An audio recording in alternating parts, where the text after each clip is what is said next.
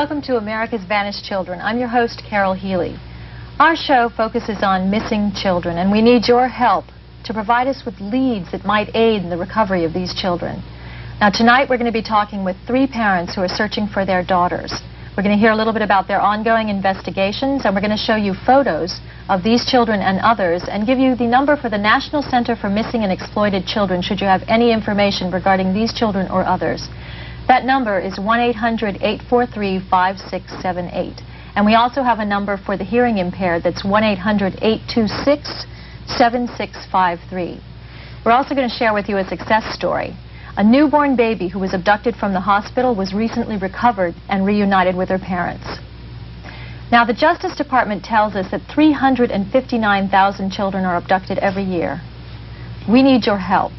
So stay tuned and watch our show. You might have information that we need. I'm joined now in the studio with Kim Schwartz. She's been searching for her daughter Amber for 4.5 years. Kim, welcome. Hi, thank you for having me on. Now, before we get into the questions I'd like to ask you, I want to show the viewers 2 photos of Amber. One of 4.5 years ago, and one that's been age progressed to her age now, which would be approximately 12.5. But I'd like to go through what she was wearing on that day. That day, Amber was wearing purple cords, a white short-sleeve T-shirt with teal-colored bands around the sleeves and the bottom of the shirt, with multicolored pictures of sunglasses on the front, pink socks, and white and pink Gear tennis shoes. It was approximately 4:15 on June 3rd, 1988, when Amber went out to jump rope in the front yard. Approximately 4:30 when I went out to check on her, she was gone. 15 minutes later? Correct. Right. No one saw anything. I was home. I didn't even hear anything. Amber is hearing impaired, was not wearing her hearing aid at the time. So she would speak in a kind of a nasally tone. And that's something that she'll still have now. I mean, that hearing impairment's permanent, so her voice will be different. Right, right. She also suffers from migraines, or at least she did 4.5 years ago. So if she happens to be a child taken into a hospital, you know, with migraines, and happens to be a child with migraines and is hearing impaired, that would sure, you know, be a clue that it could be Amber. Another thing, since it's 4.5 years later and she's grown, in your family, people tend to be pretty tall. So is it pretty likely that she's probably tall now? Right.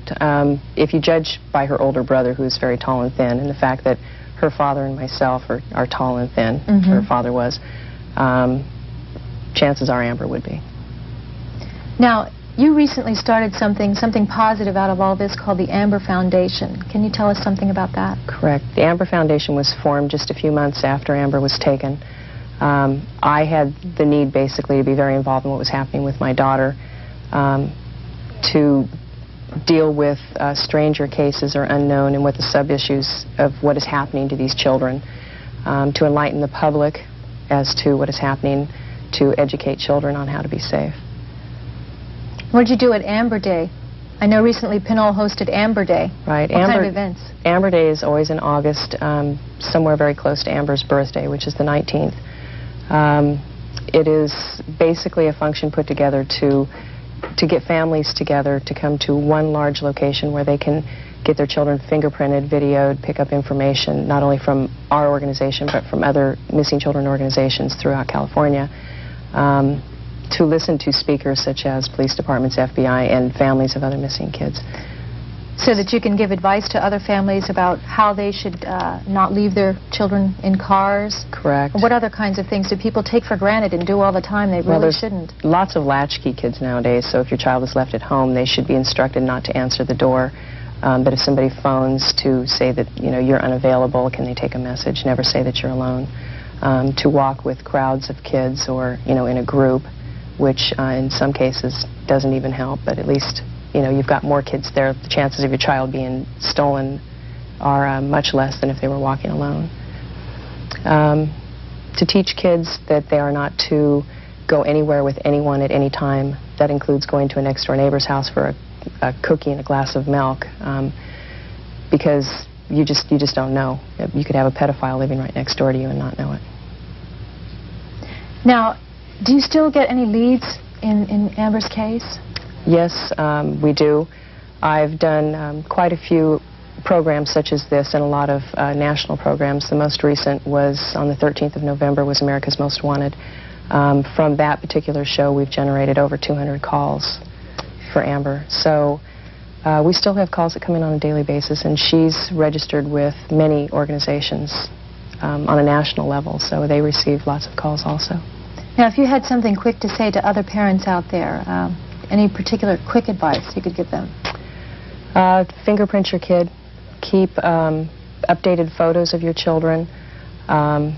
Maybe even, pull a few strings of hair out of their head and keep those, for potential, information that the FBI or police would need in the event that their child is missing. I want to thank you for being with us. Thank you for sharing your story. And now we're going to show 2 photos of 2 other missing children and have the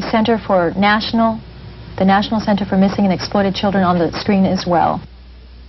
This is Gina Dawn Brooks. She's a Caucasian female with blonde hair, green eyes. She disappeared on August 5th, 1989. That was 4 years ago. At the time, she was 13 years old. Now she'll be 17. Again, that was 4 years ago, and her hair was blonde at the time. It could be any color now. It could be short. Take a look at that photo. Although it was long at the time, it could have been cut and dyed in any number of ways. At the time of her disappearance, when she was 13, she weighed 108 pounds. She could have increased in weight. She could weigh less. We're not sure. Gina was last seen riding her bike in Fredericktown, Maryland, and the bike was found abandoned. If you have any information, call that number on your screen. That's 1-800-843-5678. This is Michael Massaway. Michael is a Filipino male. He was last seen on January 25th, 1989. At the time, Michael was 16 years old. Again, that was 4 years ago. He was 5 feet tall. He weighed 160 pounds. He has black hair, brown eyes. Again, this was 4 years ago. Michael would now be about 20 years old, and he may look greatly different. He disappeared from San Francisco, California, and he may have changed in appearance. He may be heavier. We're not sure, but take a good look at that photo. He has glasses. He probably still has glasses. Take a good look at that photo. His hair may be short. Call that number if you have any information at all. Michael Massaway. That's 1-800-843-5678. We're going to take a short break, and when we come back, we're going to be talking with another family searching for their daughter. Stay tuned.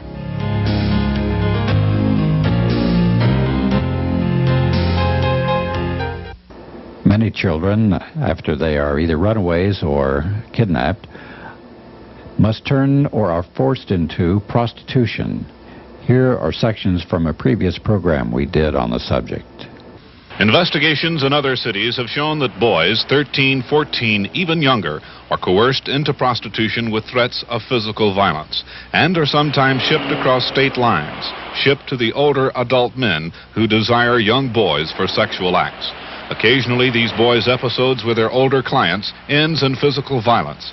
There are men who seek young boys to torture and sometimes to kill. The President's Commission on Obscenity found, this is the commission that Richard Nixon repudiated, it mentioned in passing that child pornography was a phenomenon of the abuse of children, and then went on to say that for every female prostitute of any age in the United States, there are 9 boys underage who are prostitutes. And there was a call boy ring operated out of New York City, which had phone hookups with Houston, Atlanta, Los Angeles, New Orleans, Washington, D.C.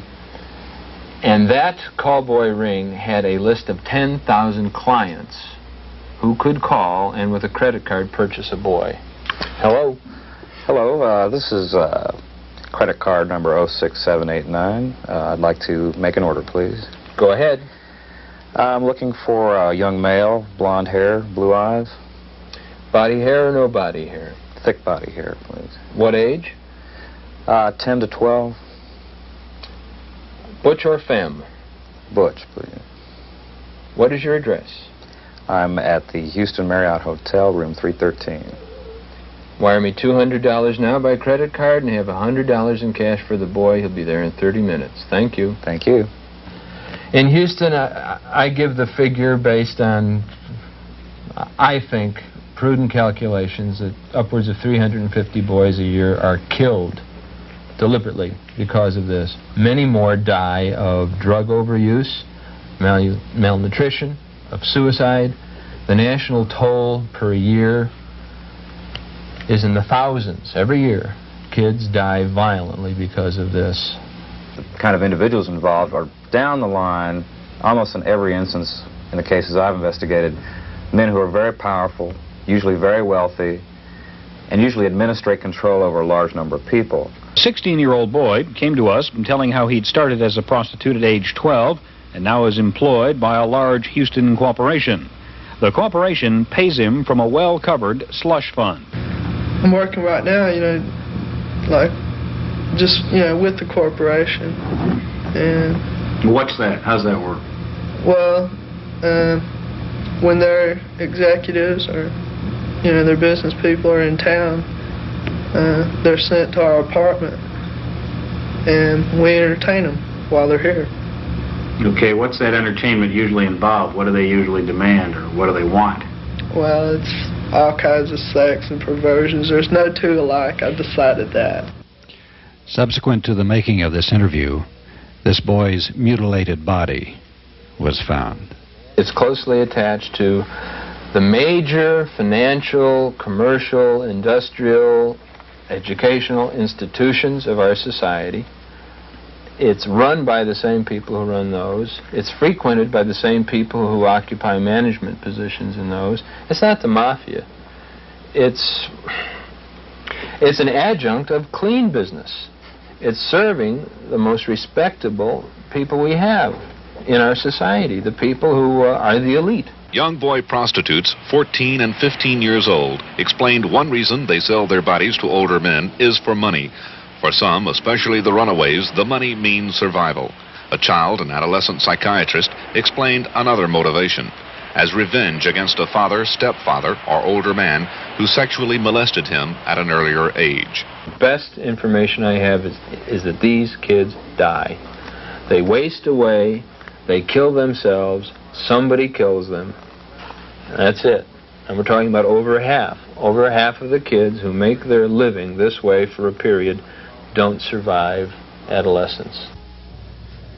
Welcome back. Joining us now are Ann and Jim Campbell, searching parents of Amanda Nikki Campbell. Welcome to the show, Ann and Jim.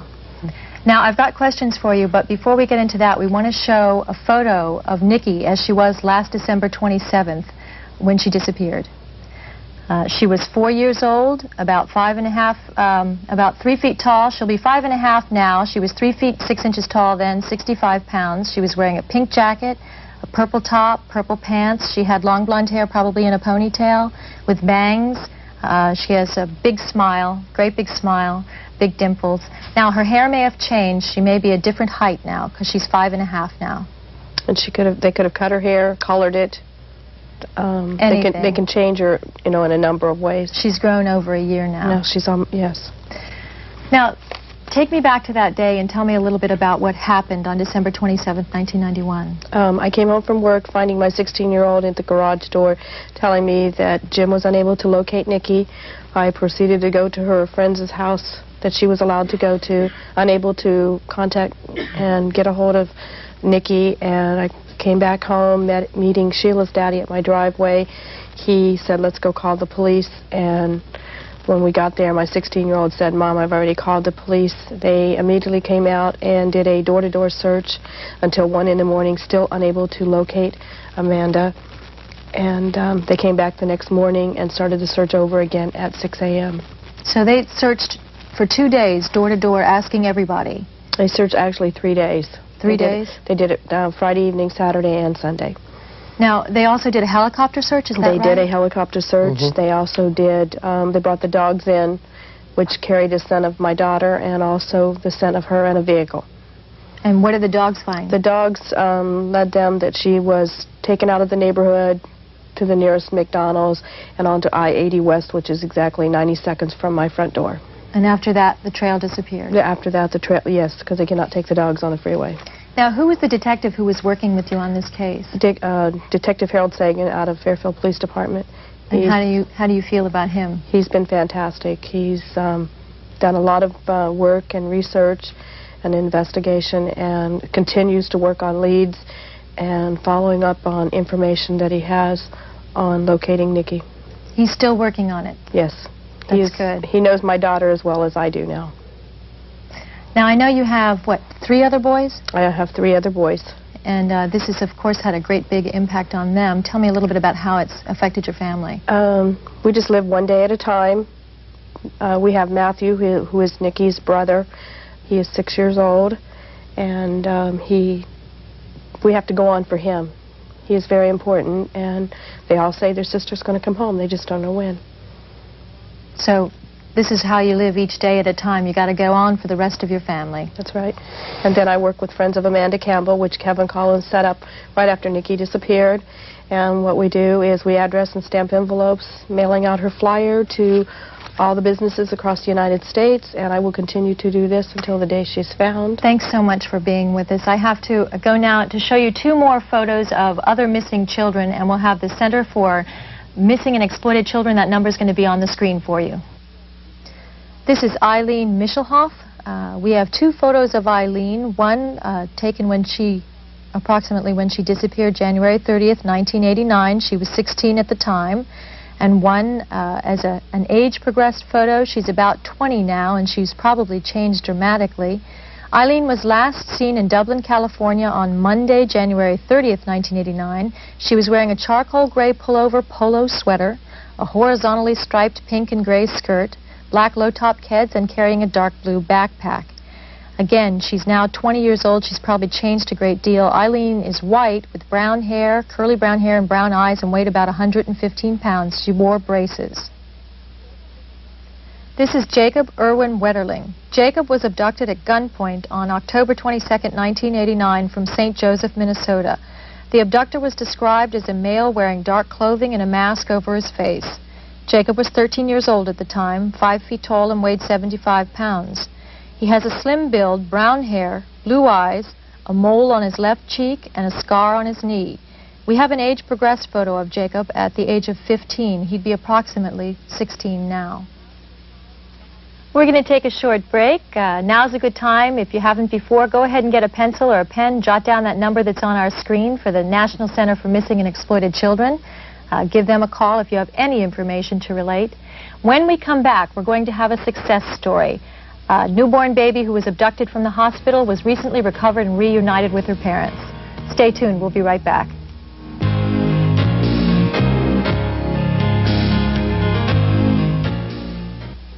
Children are the largest group of Americans living below the poverty line. They have to reach higher for what others take for granted. Health care, balanced meals, encouragement to learn. But with help early on, children in your community can gain the skills to get out from below the poverty line. It takes programs like Success by 6 and people like you to help them take the first step. Call to learn more. Change the world of a child, and you change the world. You know that of the 28 million people in this country living in official poverty, 24 million are women and our kids. And by the year 2000, if this trend continues, and under Reagan it will not only continue but accelerate, the entire poverty population will be us and our kids. That's violence. And that 50% of women in relationships with men are beaten by them. That means anything from just a slap in the face to murder. And that 1 out of 3 women can expect to be raped in her lifetime.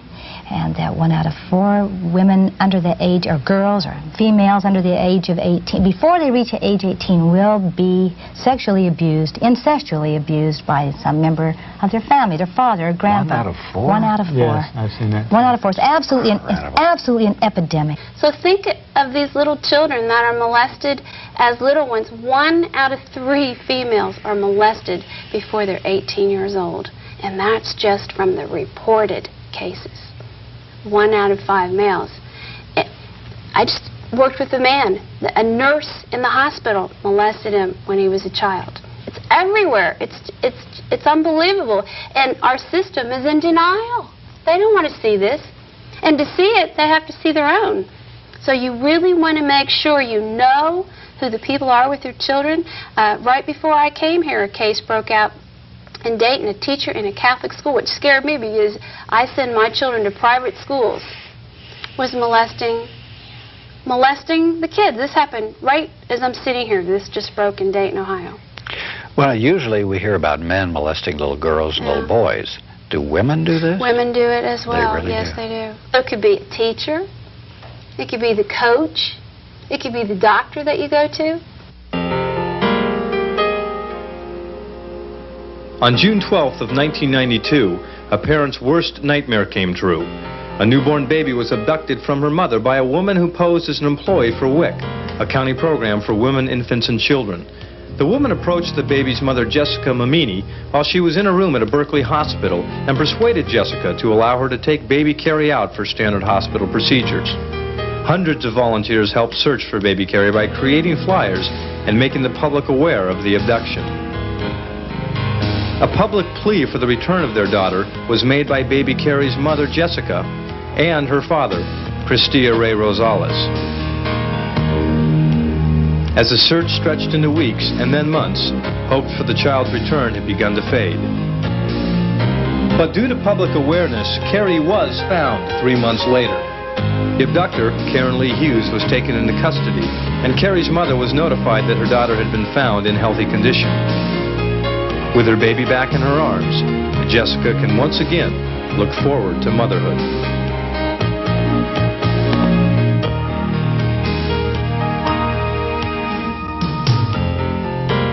That was a wonderful recovery story. I hope we can add many more.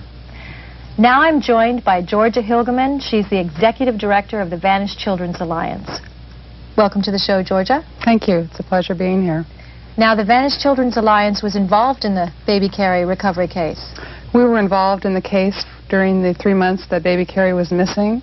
And baby Carrie, I'm happy to say, was located as a result of a tip from a neighbor of the abductor, who was aware that baby Carrie was missing and became suspicious when her neighbor showed up with a child that did not seem to be hers, and the stories were conflicting.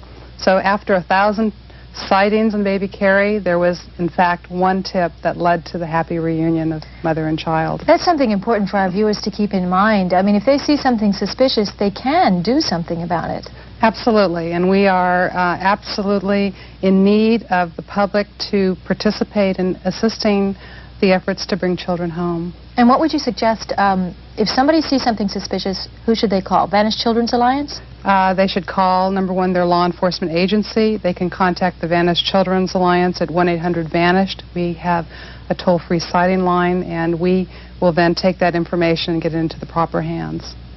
Now, baby Carrie's been reunited with her parents, and they're doing well? They're doing real well, and as a matter of fact, a week after the recovery, I was able to hold baby Carrie in my arms at a picnic. So it was the realization that, in fact, all our efforts bring a child home, and that is very rewarding. Now, tell me how you became involved with Vanished Children's Alliance. I became involved because of a personal experience. I had a missing child for 4.5 years, and as a result of that personal experience, after she was located, I became involved in the formation of this organization, which today is a national organization dealing with the prevention, location, and reunification of missing children. One of the things that made you build the Vanished Children's Alliance, there was nothing to help you.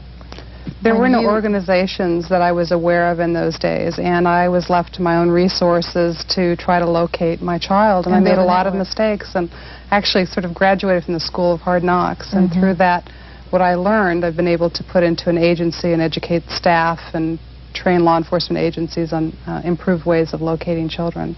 There are several different categories of missing children. Can you tell me a little bit about that? Yes. The three main categories of missing children are those children that run away from home.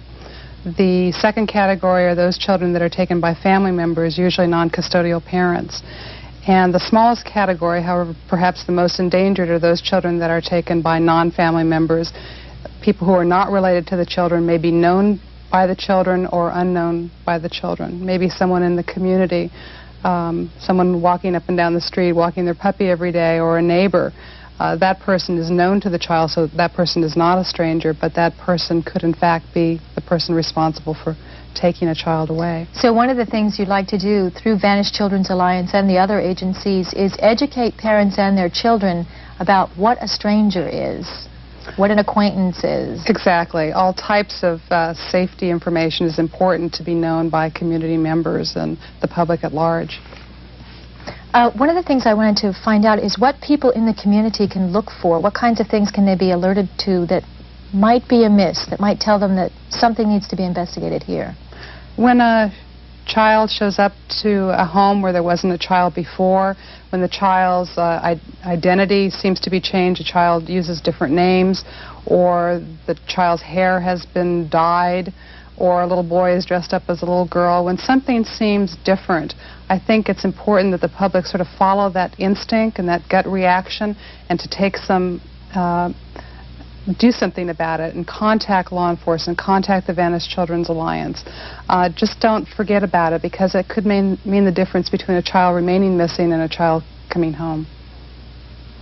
If you had advice to give to parents, just a little capsule to tell parents, give me just a few seconds. I would say develop communication with your child so there is an open flow of communication. Do not leave young children unattended, and listen to your children. Listen to them, because they may be giving you messages about what's occurring in the community. Thank you, Georgia. Thank you. We have two more children that we'd like to show you on our screen. We'll show you their photos and give you the center for the National Center for Missing and Exploited Children. Thank you. This is Jennifer Nicole Patterson. Jennifer was last seen in Spring Lake, North Carolina on June 23, 1991. She's a white female, approximately 9 years old, 4 feet 5 inches tall, weighing about 60 pounds. Her hair and eyes are brown. She has a freckle on the end of her nose and a small scar on her right temple and a scar between her eyes. This is Charles Arlen Henderson, last seen on July 25, 1991 in Moscow Mills, Missouri. Charles is 4 feet 6 inches tall and weighs approximately 75 pounds. He has blonde hair and blue eyes. He was 11 years old at the time of his disappearance. He has a slender build, a light complexion. He was last seen wearing a camouflage t-shirt with camouflage pants. His hair was cut in a crew cut. If you have any information, call the number on your screen. Any information we can get from you is, of course, very important.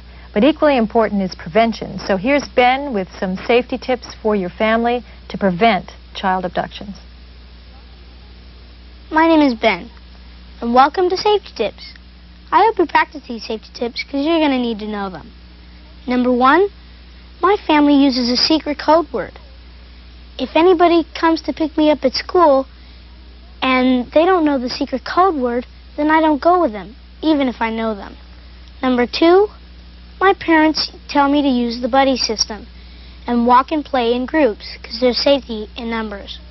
Number 3, my parents said if an adult tells me a secret, then I can tell them, because they're my friends. Number 4, my parents say that if a guy comes up to you, or a lady comes up to you, and says they're a police officer, then they've got to have a badge, a uniform, and a police car.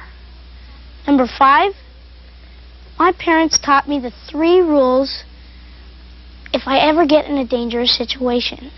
Number 1, I can say no. Number 2, I can run away screaming help. Number 3, I'll tell a trusted adult. Number 6, when I'm home alone, I keep the doors and windows locked. Thank you, and practice these safety tips, please. Thanks for watching our show tonight. I hope we've given you a whole new awareness of the issue of missing children. Again, call that number on our screen. That's the 1-800 number for the National Center for Missing and Exploited Children. The information you might have doesn't have to be limited to children that we've featured tonight. If you have information regarding any missing children at all, please give us a call. Thanks again for watching. I'm your host, Carol Healy, and I'll see you next time.